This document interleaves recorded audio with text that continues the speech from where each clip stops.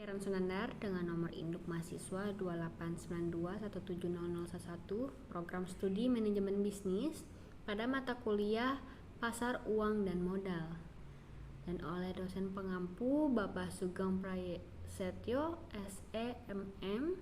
Dan saya ingin menjelaskan mengenai materi mengenai manajemen pasar uang syariah sebagai salah satu tugas ujian akhir semester di Universitas Pancasakti Bekasi. Pasar uang syariah. Pasar uang syariah ini tidak menemukan sebuah riba ataupun spekulasi yang bertentangan dengan syariat Islam, sehingga proses bagi hasilnya pun didasarkan pada sebuah pembagian yang rata, adil, dan sesuai dengan kesepakatan di awal.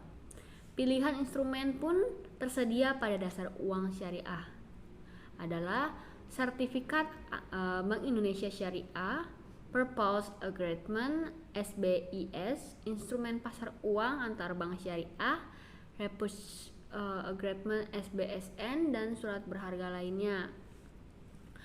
Adapun barang yang ditransaksikan dalam pasar ini adalah secari kertas berupa surat utang atau janji untuk membayar jumlah uang yang ditentukan pada waktu yang ditentukan pula. Maksudnya sebelumnya sudah diberikan jangka waktu gitu. Terus dapat juga surat berharga yang berjangka waktu kurang dari 1 tahun sampai dengan surat berharga yang jangka waktunya 5 tahun lamanya. Terus tetapi pada sebuah kenyataannya surat berharga ini sebagian besar adanya aktivitas keuangan yang diperdagangkan di pasar uang, yaitu pada jangka waktu kurang dari 1 tahun itu sendiri. Ciri-ciri manajemen keuangan syariah itu, pertama, di dalam kontrak pembiayaan tentu adanya penetapan perhitungan yang nantinya didasari pada keuntungan yang pasti atau tidak bisa berubah. Terus yang kedua, kontrak usaha dilakukannya dengan cara membagi hasil yang tergantung pada besarnya keuntungan itu sendiri. Yang ketiga, adanya penetapan keuntungan nantinya dibayar di muka juga dan ditetapkan pada kontrak jual beli, sehingga adanya kemungkinan rugi dari ruginya sangat sedikit gitu. Terus terakhir, tidak menerapkan jual beli atau sewa menyewa uang dari mata uang yang sama, jadi harus berbeda. Misalnya ingin memperjualbelikan uang mata negara apa nih gitu, jadi itu nggak boleh sama won ketemu won gitu. Terus kita next, prinsip-prinsip manajemen keuangan syariah.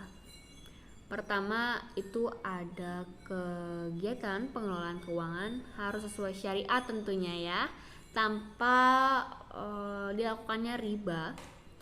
Terus adanya pembagian resiko untung rugi sesuai dengan sistem syariat Islam. Kedua, selanjutnya ada hanya kontrak yang disetujui oleh syariah dapat diterima. Terus tentunya yang terakhir adalah sesuai dengan ibadah gitu. Selanjutnya ada manajemen keuangan syariah. Ini yang pertama ada lembaga keuangan bank. Lembaga keuangan bank ini merupakan sebagai wadah yang nantinya bisa memberikan jasa pengelolaan keuangan dengan lengkap. Hal itu juga di dalam operasional nantinya akan dibina dan diawasi oleh Bank Indonesia tentunya kan ya, sebagai bank sentral, karena Bank Indonesia kan hukumnya sudah tepat ya, jadi semua diawasi dari Bank Indonesia. Dan sedangkan untuk pembinaan dan pengawasan dari segi penentuan pun harus sesuai dengan prinsip-prinsip syariah dan dilakukan oleh Dewan Nasional MUI. Yang kedua, lembaga keuangan non-bank. Lembaga keuangan non-bank ini memiliki jenis yang lebih banyak dari lembaga keuangan bank. Pembinaannya pun dalam pengawasan dari sisi pemenuhan prinsip-prinsip syariah juga, yaitu dilakukan oleh Dewan Nasional MUI juga. Terus adanya firman Allah Subhanahu wa Ta'ala itu berdasarkan dari surat QS Al-Baqarah 2 ayat 275, artinya Allah telah menghalalkan jual beli dan mengharamkan riba. Dan menurut surat QS An-Nisa 4 ayat 29, artinya wahai orang-orang yang beriman, janganlah kamu saling memakan harta sesamamu dengan jalan yang batil atau tidak benar, kecuali dalam perdagangan yang berlaku atas dasar suka sama suka di antara kamu. Terus adanya sebuah kaidah usnul juga, ini menyatakan sebagai sesuatu urusan muamalah hukumnya sehingga ada dalil yang mengharamkan. Juga kaidah menyatakan bahwa tindakan yang dilakukan seseorang pemegang otoritas harus mengikuti perkembangan maslahat yang berlaku, atau kaidah yang menyatakan pencegahan dari kerusakan lebih diutamakan dari menolak suatu mafsadah gitu.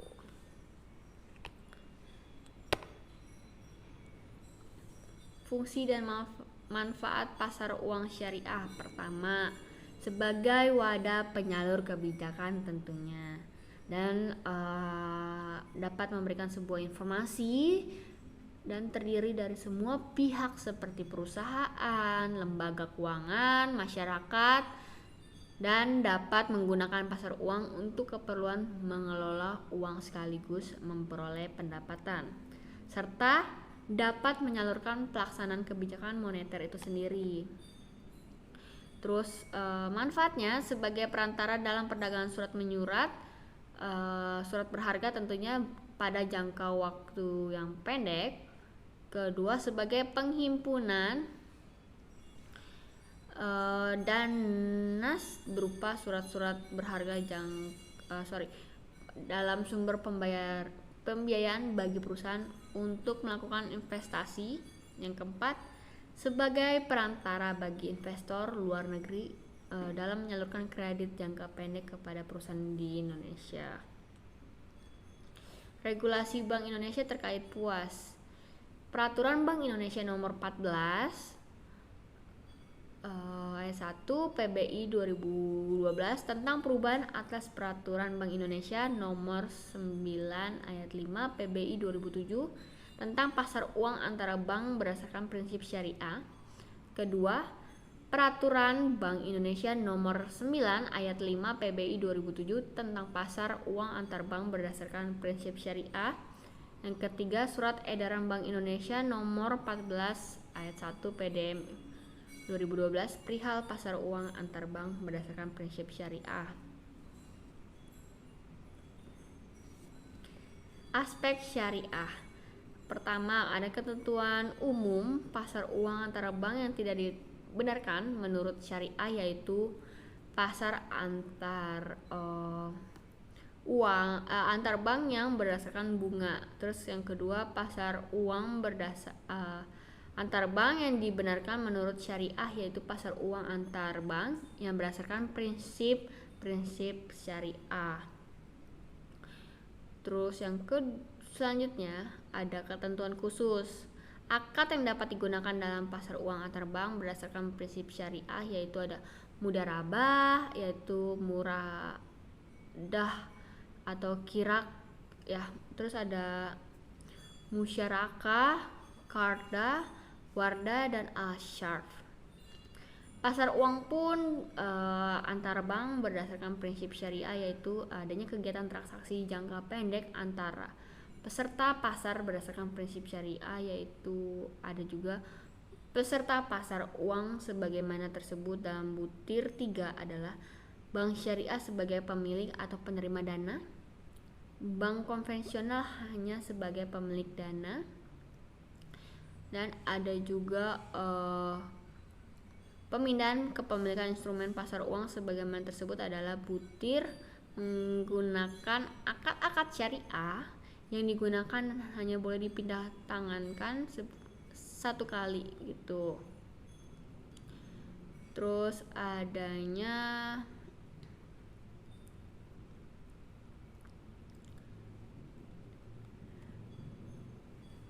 jadi dari aspek syariah ini sebagai sebuah keputusan-keputusan yang dapat dituangkan dalam fatwa tertentu gitu. Dan disebutkan juga bahwa pasar uang antar bank dibenarkan adalah tidak menggunakan bunga, akad-akad bank. Tadi kan sudah diinfokan juga ya, tidak ada bunga dan akad-akad bank juga.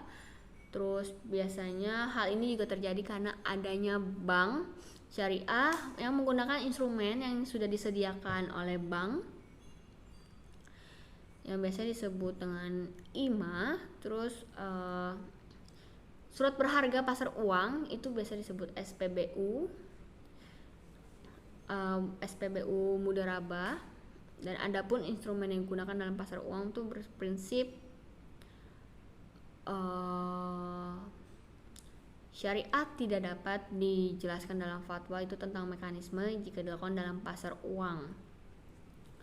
Adanya implikasi pada fatwa Dewan Syariah itu tentang pasar uang antar bank berdasarkan prinsip syariah ini adalah karena ada pasar uang antar bank berdasarkan prinsip syariah tidak bisa dibenarkan juga menggunakan bunga, dan biasanya akan digantikan dengan menggunakan alternatif akad-akad yang lain gitu. Instrumen yang digunakan pada pasar uang antar syariah. Pertama, kalimat sertifikat investasi pun sertifikat investasi berdasarkan mudharabah antar bank, nomor seri sama, terus adanya nomor seri SIMA, terus jangka waktu investasi, tempat pembayaran, nama bank, penanaman bank, yang terakhir berjangka pada waktu paling lama 90 hari. Instrumen ini juga digunakan sebagai sertifikat investasi mudharabah antar bank atau biasa disebut dengan SIMA, yang digunakan sebagai sarana investasi bagi bank yang memiliki sebuah kelebihan untuk bisa mendapatkan keuntungan yang lebih besar juga. Pada pihak lain juga dapat digunakan sebagai sarana untuk dana jangka pendek bagi bank syariah yang mengalami defisit dana.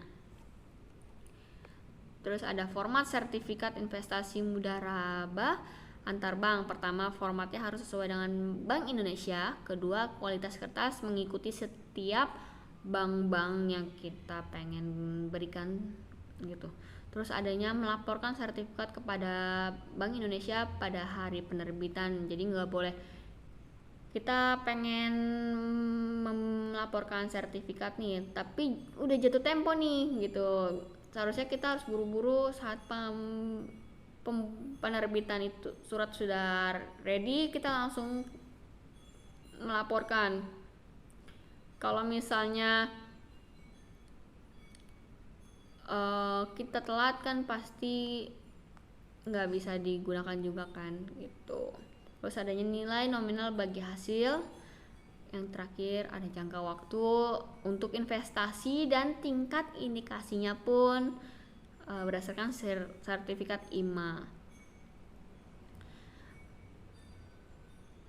Ada juga yang namanya format ini juga harus diikuti peserta dan harus wajib melapor kepada Bank Indonesia sebagai peserta yang baik sehingga tidak melewati dari ketentuan-ketentuan yang sudah ditentukan. Peserta yang terlibat di transaksi pasar uang syariah itu pertama adanya kantor pusat bank syariah. Karena kenapa? Bank yang seluruh kegiatan usahanya pun berdasarkan juga harus prinsip syariah. Adanya unit unit usaha syariah atau UUS.